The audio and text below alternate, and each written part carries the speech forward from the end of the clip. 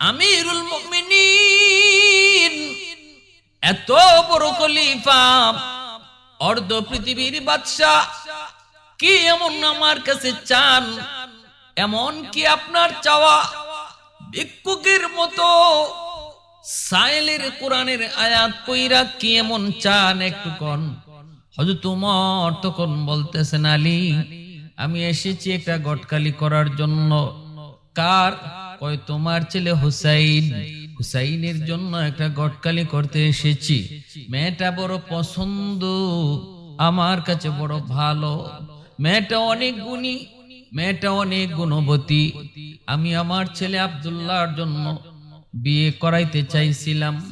আমি আমার ছেলে আব্দুল্লাহর জন্য মেয়েটাকে বউ করে আনতে চেয়েছিলাম, কিন্তু মেয়েটা আমার ছেলে আব্দুল্লাহকে পছন্দ করে নাই, পছন্দ করেছে তোমার ছেলে হুসাইন।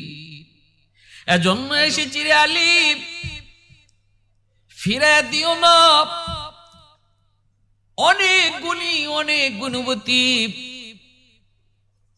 তার গুণের প্রধান গুণ হলো ঈমান গ্রহণ করেছে 6 বৎসর বয়সে, আর ঈমানের পরীক্ষা দিয়েছে 12 বৎসর। ঈমান আনছে 6 বৎসরে, ঈমানের পরীক্ষা দিয়েছে 12 বৎসর। আল্লাহ পাক রব্বুল আলামিন কয়, আহাসিবান নাসু আইয়ুতরাকু আইয়াকুলু আমান্না ওয়া হুম লা ইফতানুন।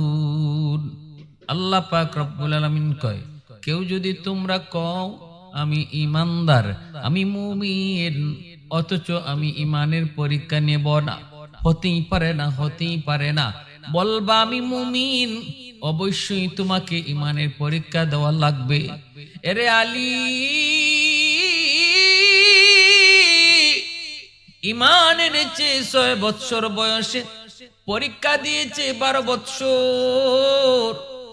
এমন একজন যুবতী মেয়ের জন্য আমি তোমার ছেলে হুসাইনের বিয়ের ব্যাপারে গটকালি করতে এসেছি। এই কথা শোনা মাত্রই হযরত আলী রাদিয়াল্লাহু তাআলা আনহু তিনিও খুশি হয়ে গেলেন। বলতেছেন, এমনই যদি হয় তাহলে তো আমারও বিশ্বাস, আমার পুত্রবধূটা অনেক গুণী, অনেক গুণী হবে, তাহলে আমিও তো খুশি। এটা তো খুশির বিষয়। দুজন একজন আরেকজনের সঙ্গে কোলাকুলি করেন, আনন্দ ভাগাভাগি করেন। হুসাইন তখন দুজনের আনন্দ দেখি ডাক দিয়ে বলেন, বাবাজান, মনে হয় আপনাদের আনন্দ দেখি বিয়ে আমার না, মনে হচ্ছে যেন বিয়ে আপনাদের। বিয়ে কর্ম আমি, আনন্দ করেন আপনারা। কেমনে, কি জন্য? হযরত ওমর বলতেছেন, হুসাইন, আমি তোমার মুরব্বী, তোমার আব্বাও তোমার মুরব্বী, আমি পছন্দ করেছি, মেয়েটা বড় ভালো, এজন্য আমি প্রস্তাব নিয়ে এসেছি। অনেক গুণ, অনেক গুণ, তার অনেক আদর্শ, বলে শেষ করা যাবে না। হুসাইন বলেন, অবশ্যই আপনি আমার মুরব্বী, কিন্তু বিয়ে করব তো আমি। আপনি যদি বলেন ভালো, তাহলে তো এটাই ফাইনাল নয়, আমার ভালো বলতে হবে। কারণ আমি গত রাতে স্বপ্নে দেখেছি, আমার নানা জানকে স্বপ্নে দেখেছি। নানার খুঁজে আমি গেলাম, যে দেখি নানার ঘরটা লাগানো, দরজা লাগানো। আওয়াজ দিয়ে বলতেছি, নানা দরজা খুলেন। নানা জান ভিতর থেকে বলতেছেন, বাইরে এখন খোলা যাবে না, আমি জান্নাতে আছি। ঘটনা কি? নানা দরজা খুলবেন না, এখন জান্নাতে আছেন। আমি জানালার ফাঁক দিয়ে তাকায় দেখি নানা জান আমার নানুর উরুতে মাথা দিয়া ঘুমাইতেছেন। আমি আওয়াজ দিয়া বলতেছি, নানা, নানুর উরুতে মাথা দিয়া ঘুমাইলে বুঝি জান্নাত হয়? আল্লাহর নবী, রহমতের নবী হুসাইনের এই কথা জবাব দিয়া বলতেছে, ভাইরি, তোমার নানুর মতো বউ যদি কেউ পায় তাহলে ভাঙ্গা ঘরটা তার জান্নাত হয়ে যায়। আমি তখনই নিয়ত করেছি, বিয়ে যদি করি নানুর মতোই দেখে কোনোদিন করব। নানা যেমন বিয়ে করেছি এমন বিয়ে করব যে বউ আসলে পরে ভাঙ্গা ঘরটাও জান্নাত হয়ে যায়। হযরত ওমর বলতেছে, হুসাইন আমিও তোমার জন্য যে মেয়ের ঘটকালি করতে এসেছি সেও কিন্তু তোমার ঘরে আসলে সেই ঘরটাও জান্নাত হবে, কারণ তার গুণের কোনো শেষ নাই, অনেক ভালো।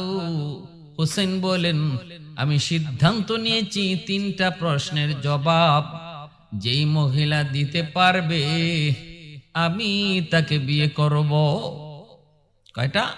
3টা প্রশ্নের জবাব যদি সে দিতে পারে তাহলে আমি তার বিয়ে করব। হযরত ওমর এই কথাটা শোনা মাত্রই ওমর বলতেছেন, হুসাইন কোন 3টা প্রশ্ন একটু কওয়া যাবে? হুসাইন বলেন, এটা কেমন কথা? প্রশ্ন যখন যারে করব তার কাছে আউট হবে, এর আগে তো প্রশ্ন আউট করা যায় না। আপনার কাছে প্রশ্ন কেন বলবো? আমি তাকেই প্রশ্ন সরাসরি করব। হযরত ওমর আলী রাদিয়াল্লাহু তাআলা আনহুকে জিজ্ঞেস করেন, আলী তুমি কি হুসাইনের প্রশ্নের ব্যাপারে কিছু জানো? হযরত আলী বলেন, খলিফাতুল মুসলিমিন আমি হুসাইনের প্রশ্নের ব্যাপারে কিছুই জানি না। হযরত ওমর নিরাশ হয়ে গেলেন, হুসাইন কেমন প্রশ্ন করে, কোন ধরনের প্রশ্ন করে, অতএব বোঝা গেল আমার ঘটকালি আর এখানে চলবে না। হযরত ওমর নিরাশ হয়ে তিনি চলে গেলেন, বলে গেলেন, আলী রে হয়তো আর বিয়েটা হলো না। হুসাইন কখন কেমন প্রশ্ন করবে এর তো কোনো গ্যারান্টি নেই, প্রশ্নের জবাব একটা মেয়ে কেমনে দিবে তাও তো কোনো গ্যারান্টি নেই, অতএব মনে হয় বিয়েটা আর হলো না।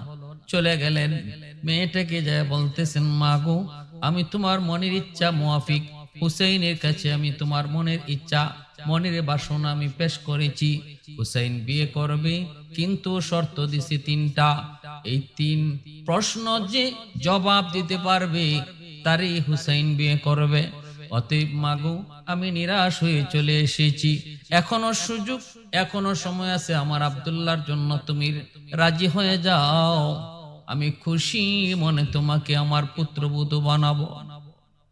মেয়েটা বলতেছে, খলিফাতুল মুসলিমিন আপনি তাহলে একবার বলেন হুসাইনের যে আপনার ছেলে আব্দুল্লাহ অনেক দামি, অনেক সম্মানী, অনেক মুত্তাকি, অনেক পরহেজগার, বলেন আপনি। হযরত ওমর কয়, না এটা হতেই পারে না, হুসাইন আমার ছেলে আব্দুল্লাহর চেয়ে অনেক অনেক অনেক অনেক দামি, অনেক সম্মানী, অনেক মুত্তাকি।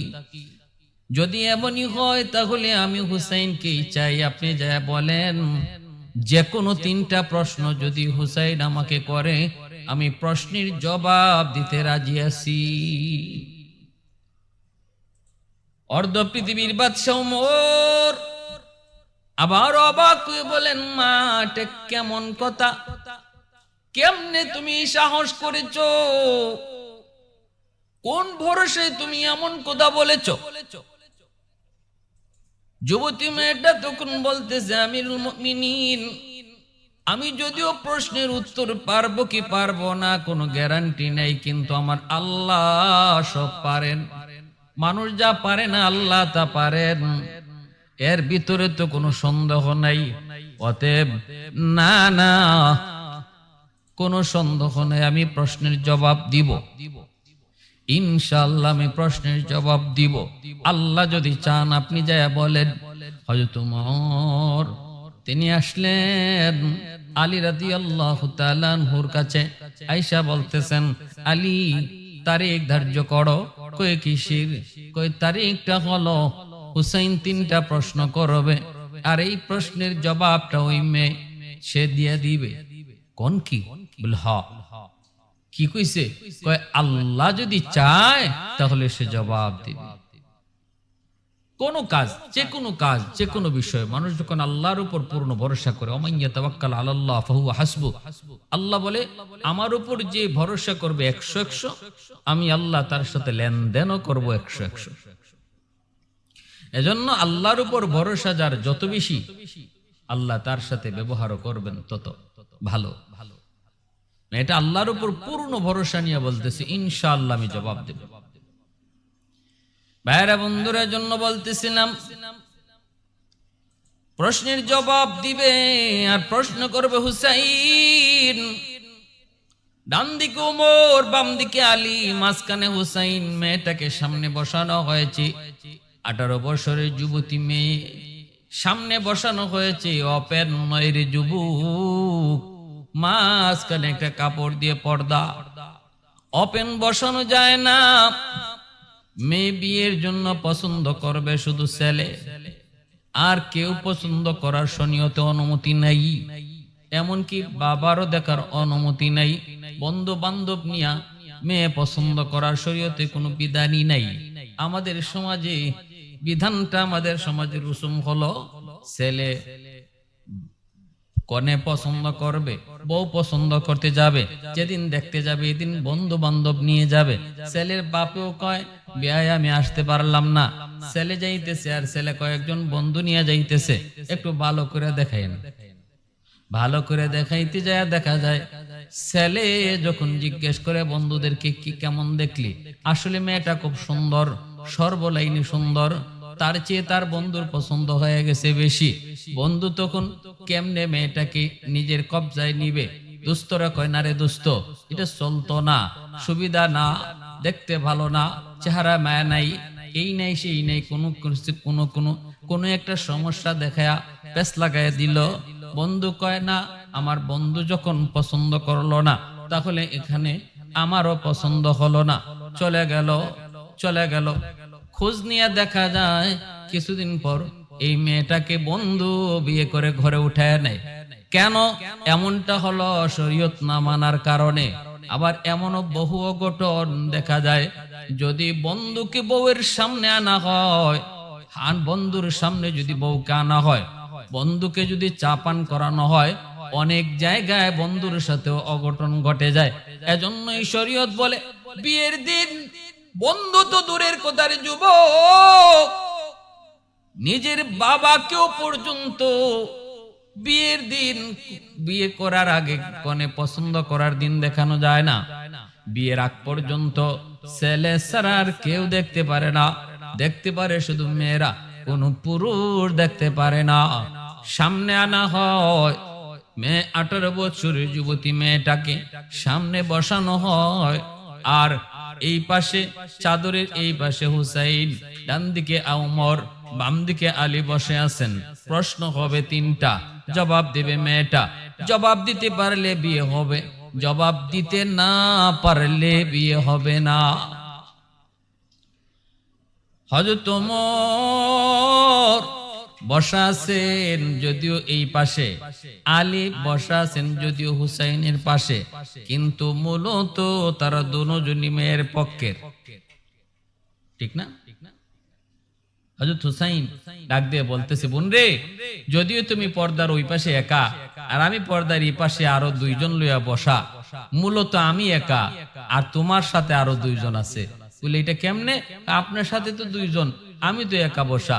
হযরত হুসাইন বলতেছে, যদিও আমার ডান পাশে খলিফাতুল মুসলিমিন হযরত ওমর আর বাম পাশে আমার আব্বা আলী, এরা 2 জনের একজনও আমার লোক না, এই 2 জন তোমার লোক। এই 2 জনই ভিতরে ভিতরে চায় তুমি প্রশ্নের জবাবটা যেন সঠিকভাবে দিতে পারো, কারণ ওমর হলো ঘটক, উনি তো চাইবই বিয়েটা হয়ে যাক। আমার আব্বা মনে মনে চায় এমন একটা মেয়ে যদি আমার বধূ হয়, তাহলে 2 জন ভিতরে ভিতরে তোমার লোক, প্রশ্ন যেন তুমি দিতে পারো। অতএব ভয় পাও না, তোমার ভয় কম, ভয়টা আমার বেশি। 1 নম্বর প্রশ্ন হলো, বলো আমার মাকে তুমি জানোনি? প্রথম প্রশ্নটাই করেছেন, বোন রে আমার মাকে তুমি জানোনি? পর্দার আড়াল থেকে 18 বছরের যুবতী, ইমানের পরীক্ষায় যিনি বারবার পরীক্ষিত, বারবার যিনি ইমানের পরীক্ষায় পাশ করলেন, গোল্ডেন পে পাশ করলেন, জবাব দিতেছেন আমি আপনার মাকে শুধু জানি না, আমি আপনার মাকে চিনিও। বলা মাত্রই হযরত আলী রাদিয়াল্লাহু তাআলা আনহুর চেহারা বিমর্ষ, হযরত ওমর রাদিয়াল্লাহু তাআলা আনহুর চেহারাও কালো হয়ে গেল, ভয়ে আতঙ্কিত হয়ে গেল। আর হযরত হুসাইন রাদিয়াল্লাহু তাআলা আনহু তিনি তো মুস্কি হাসেন। হযরত ওমর দানি জিহ্বা কামড় দিয়ে উঠলেন, এটা কেমনে কইল? হযরত আলী রাদিয়াল্লাহু তাআলা আনহু তিনিও চিন্তিত, আমার স্ত্রী ফাতেমাকে সে কেমনে চিনে, এটা কিভাবে কইল? এটা তো হতেই পারে না। এক নম্বর প্রশ্ন তো সম্পূর্ণ ভুল, প্রশ্নের উত্তর তো অবশ্যই হয় নাই। কারণ আমার স্ত্রী ফাতেমা জীবনে কোনোদিন বেগানা পুরুষের সামনে যায় নাই, এই ঘর থেকে ওই ঘরে যায় নাই, পুরুষ যেমন দেখে নাই মহিলারাও দেখে নাই। আমার স্ত্রী ফাতেমাকে কম মানুষই দেখেছে, এতটা পর্দা কইরা তিনি চলতেন। অতএব না, ফাতেমাকে দেখার তো প্রশ্নই হয় না। আর সে তো জেলখানায় ছিল, জন্মের পরে সে ওই মেয়েটার উপযুক্ত হওয়ার আগেই তো ফাতেমা দুনিয়া থেকে বিদায়। ফাতেমা বিদায় হয়ে গেল তার বুঝ হওয়ার আগেই। তাহলে ওই ফাতেমাকে সে জানে শুধু না, চিনে, এটা কেমন করে হয়? কোনোদিন তো দেখাই হওয়ার প্রশ্নই উঠে না। সবাই মনে মনে ভাবতেছে হুসেন বলবে যাও তোমার সাথে বিয়ে হবে না, কিন্তু হুসাইন বলতেছে কেমনে তুমি আমার মাকে চিনো? আমার মাকে কি তুমি কোনোদিন দেখেছো? কেমনে তুমি দেখবা? তোমার জন্মের আগেই হয়তো আমার মা দুনিয়া থেকে বিদায় নিয়েছেন, তুমি কেমনে আমার মাকে চিনো একটু কও। হযরত ওমর রাদিয়াল্লাহু তাআলা আনহু, আলী রাদিয়াল্লাহু তাআলা আনহু মনে মনে নিরাশ হয়ে গেলেন, কি জবাব দিবে? মেয়েটা কহ আমি আপনার মাকে চিনি।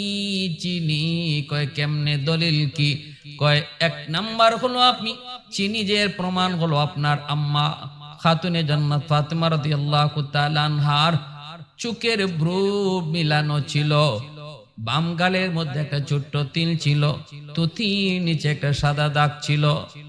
তিনটা আলামত বলা মাত্রই আলী রাদিয়াল্লাহু তাআলা আনহু চিৎকার দিয়ে আল্লাহু আকবার বলে উঠলেন। আওয়াজ দিয়া বলতেছেন, মারে কেমনে তুই কইলি?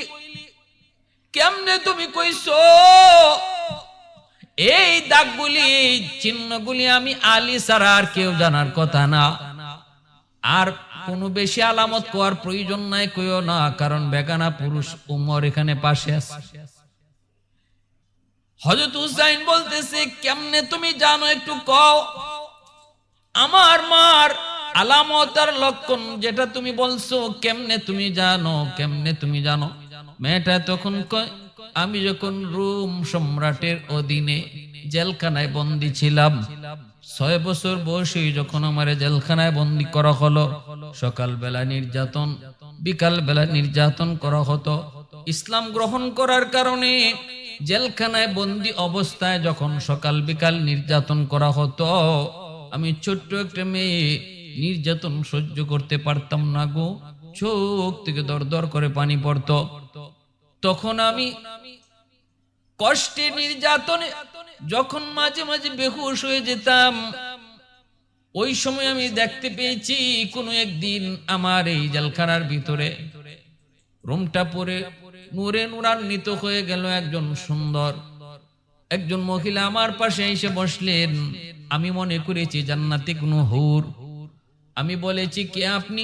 তখন তিনি বলতেছেন আমি খাতুনে জান্নাত ফাতেমা, আমি এসেছি তোমাকে সান্ত্বনা দেওয়ার জন্য। ওই জেলখানায় আমি স্বপ্ন যুগে আপনার মা ফাতেমাকে দেখেছি, আর ওই দিন দেখতে পেলাম তার চোখের ব্রুটা ছিল মিলানো, বাম পাশের গালের মধ্যে একটা ছোট্ট তিল ছিল।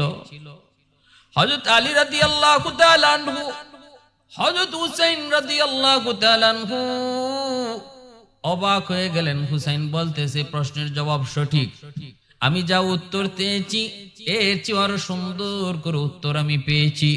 এবার দ্বিতীয় উত্তর তুমি দাও, দ্বিতীয় প্রশ্নের উত্তর দাও। 6 বছর বয়সে তুমি কেমন করে ঈমান আনছো? কেন আনছো? কোন ঘটনার প্রেক্ষিতে আনছো শোনাও। 18 বছরের যুবতী মেয়েটা তখন কয় ও নবীজির নাতি আলীর সন্তান হুসাইন, আমি সাধারণ ঘরের কোন মেয়ে না, রোম সম্রাট কিসরার আমি নাতিন। ওই নাতিন 6 বছর বয়সে আমার দাদা আমাকে এসে বলতেছে, নাতিন রে চল আজকে একটা খেলা দেখাবো। আমারে নিয়ে গেছে খেলা দেখাইতে। দাদা তোরা রোমের বাদশাহ, আমারে খেলা দেখাইতে নিয়ে গেল। যে দেখি একজন মানুষকে চোখ বাইদা হাত পায়ে শিকল লাগায়া মাঠে আনা হলো, সামনে আগুন দাউ দাউ করে জ্বলে। আমি বলতেছি দাদা তুমি আনছো আমাকে খেলা দেখানোর জন্য, কিন্তু এখন তো দেখি একটা মানুষ চোখ বাইন্দা হাত পায়ে শিকল লাগায় আনা হয়েছে, এটা কেমন খেলা? দাদা তখন কয়ে, বোন রে এটা মানুষ না, এটা মুসলমান। খ্রিস্টান ইহুদিদের কাছে মুসলমান মানুষ হয় না, মুসলমান মানুষ না, মানুষ ওরা মুসলমান মানুষ না। কয় এটা মানুষ না, এটা মুসলমান। একটু পরে ওরে আগুনে জ্বালায় হত্যা করবো, আর তুই দেখবি এটাই খেলা। আমি বলেছি দাদা আমি খেলা দেখতে এসেছি, মানুষ হত্যা দেখতে আসি নাই। দাদা গো এই মানুষটা কি বাঁচানো যায় নাকি? এই মানুষটার প্রাণ ভিক্ষা দেওয়ার কোনো ব্যবস্থা নাই নাকি? দাদা আমারে কইছিল হয় একটা সুরত আছে, সে যদি কয় আমি ইসলাম ধর্ম ছেড়ে দিলাম তাহলেই শুধু তারে মুক্তি করা হবে, মুক্ত করা হবে। আমি দৌড় দিয়ে তখন পাশে গেলাম, যায় কানে কানে বলতেছি, মুসলমান তুমি একবারের জন্য কও আমি ইসলাম ধর্ম ছেড়ে দিয়েছি, তাহলে তোমাকে দাদা বাঁচায় দিবে আর আগুনে পড়তে হবে না। তখন সে আমাকে জবাব দিয়েছিল, বালিকা কে তুমি চিনি না জানি না, তোমার কাছে জীবনের দাম বেশি আর মুসলমানের কাছে ঈমানের দাম বেশি। অমুসলিমরা জীবনকে ভয় পায়, জীবন দিতে চায় না, আর মুসলমান ঈমান দিতে চায় না, জীবন দিতে রাজি হয়ে যায়। আমি তখন ওই আওয়াজটা আমার কানে বারবার বাজতেছিল। দাদার কাছে ফিরে এসেছি, চোখের সামনে ওই মুসলমানকে আগুনে জাপ দিতে দেখলাম, আগুনে পুরাইতে দেখলাম। ঈমান দিল না, জীবন দিল। আমি ছোট্ট মেয়েটা তখন চোখটা এইভাবে হাত দিয়া আমার চোখটা ঢাইকা রাখছি। আমি ছোট মানুষ, ভয় পাইছি, আমি চোখ দিয়া দেখতে পারি নাই, হাত দিয়ে আমার চোখটা এইভাবে ঘুরে রাখলাম। ওই সময় যে আমি চোখটা ঘুরে রাখছি, চোখ বন্ধ করে হাত দিয়ে ঘুরে রাখছিলাম, তখনই আমি একটা আওয়াজ পেয়েছি আমার কানে, লা ইলাহা ইল্লাল্লাহু মুহাম্মাদুর রাসূলুল্লাহ। কালেমার আওয়াজটা আমি তখনই পেয়েছি। ওই 6 বছর বয়সে কালেমার নূর আমার অন্তরে ঢুকছে। আহাদুল লাইসা কামিসলিক সামাদুল লাইসা কাফাদলিক লিমানিল মুলকু তুগু ইতু সাজাওয়ার খুদাই, তো খুদা বন্দে আমি নি, তো খুদা বন্দে ইয়াসারি, তো খুদা বন্দে জমি নি, তো খুদা বন্দে সামাই, তু রহিমি তু করিমি তু সামিঈ তু বসীরি, তু মুইজি তু মুযিল্লি তু মালিকিল আরশি বজাই,